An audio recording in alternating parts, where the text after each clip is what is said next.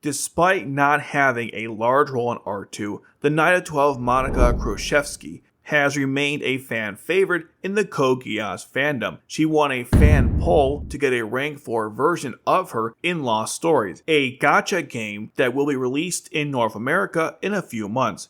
And finally, over a decade later, Monica's backstory was revealed in Lost Stories, or to be accurate, fully revealed, because in Janissary Code, we learned this. Monica's father abandoned her and her mother, so Monica joined the military and eventually the Knights of the Round to make that man recognize her existence. She joined the military, believing that achieving power is the only way to get through to him. But now, we know everything. Here's the full story. This side story begins with Monica arriving at the former estate of the Ginsburg family, her former home. From there, she heads to the cemetery to pay respects to her mother, Natalia Ginsburg, and let her know her progress in the military. It's there she runs into Nana, Natalia's former handmaiden and a close friend of Monica. It would be more accurate to call her practically family. Nana and Monica discuss the fate of the Ginsburg family. This is where we learn who Monica really is and her purpose in life. The Ginsburgs had a history with the royal family since ancient times, but their loyalty right now was running thin as the head of the Ginsburgs became increasingly critical of the royal family. To make matters worse, his wife had a fling with a man who got her pregnant. No one knew how these two met since Natalia wasn't a social person, and that man's name was Charles Z. Britannia. That's right, this whole time, Monica Kurshevsky was actually Lelouch's half-sister. Now, according to Nana, Monica resembles her mother, which explains why she doesn't look like Charles. The only thing she might share is his height, but that's speculation since they never said how tall her mother was. Anyways, her husband, of course, found out about this, despite her best efforts to hide it. This is Nana's theory for why he led a rebellion against the royal family. The Knights of the Round were then sent to put this rebellion down, and from the images, it looks like Bismarck was involved. After this, to protect members of the family, the head of the Ginsburgs cut ties with them because they were going to be executed for treason. During this time, Natalia gave birth to Monica and entrusted her to Nana. The head of the family also cut ties with Nana, allowing her to escape. Nana and Monica were taken in by the Krushevsky's family, who had previous ties to the Ginsburgs. The family didn't have any children and raised Monica as one of their own. Monica then learned the truth about her heritage after turning 10, when her adoptive mother got into an accident and required a blood transfusion. Monica's request to donate blood was turned down, and this would lead her to learning that she wasn't related to the Krushevskys by blood. Seeking answers, Monica approached Nana, who told her everything. But despite knowing the truth, Monica had an identity crisis, which led her to joining the military. Monica shared the same beliefs as Charles, that without power, you aren't anything, and she needed to rise in ranks so he will one day acknowledge her existence.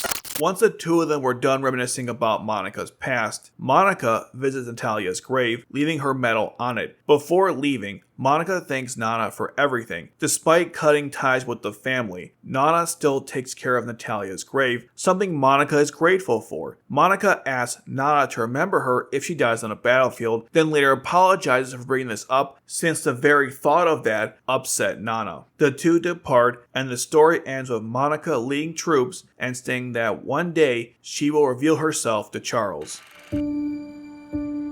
Let's start with the obvious complaint. Why couldn't we get this backstory in R2? This added so many layers to Monica's character, making her death even more depressing. Assuming this was always the plan, I assume it was cut alongside other parts of R2 because the story was rushed. Although even a picture drama could have worked here. Next question, is this retcon contrived? Does it make sense with the story of R2? Were there any setups for this payoff? The answer is not really, except for one thing. Monica was appointed as a member of Charles' royal guard. Besides Bismarck, Monica spends most of the amount of time around Charles when compared to the other Knights of the Round. And now we know why. The problem is, Monica doesn't say or do anything to indicate that Charles means that much to her. There's no point in the story where she attempts to talk to Charles about something. To make matters worse, it didn't seem like Monica's plan was even working because Charles doesn't show any caring towards her. Most of the time, he tells her to piss off. Before her death, Monica doesn't even think about the fact that she never told Charles the truth. Now, granted, she doesn't have much time to think about anything, but the point is, if she joined the military so Charles would recognize her one day and to reveal her identity, then you can write a different death scene where Monica would have time to reflect on her life. But instead, it's fast and rushed like the Knights of the Round themselves. Heck, you could have wrote it where she thinks about Charles' death while marching into battle to fight Lelouch, which didn't happen. And of course, going further with this, if Monica knows she's Lelouch's half-sister, then that could have played a role in the story. Perhaps Monica is jealous of Lelouch, who Charles recognized. It could be one of those stories where the bastard child hates the member of the family that couldn't appreciate what they had. You could expand this story with the other members of the royal family. The jealousy could also lead to a great payoff where she learns what Charles actually did to Lelouch and realizes her mistakes. If they don't want to go down the jealous route, then you can have Monica simply become close with Schneisel or Cornelia to learn more about Charles. And just like in my other idea, in a dark twist, Monica realizes that Charles isn't the person she thought he was. This could lead to another identity crisis and make the story more interesting. And maybe we'll get something like this when Lost Stories releases their chapters that cover the events in R2. The bigger point here is, if this was always the case in terms of Monica's backstory, then the story could have been built around it. Now, another thing about this story that bugs me is that Monica joined the Knights of the Round and the Britannia military even though they killed her family. I'm not upset she does this as it parallels Suzaku's story. I am upset that it doesn't play any role in the story. For example, Monica could show some tension around the other Knights of the Round, especially Bismarck, since he,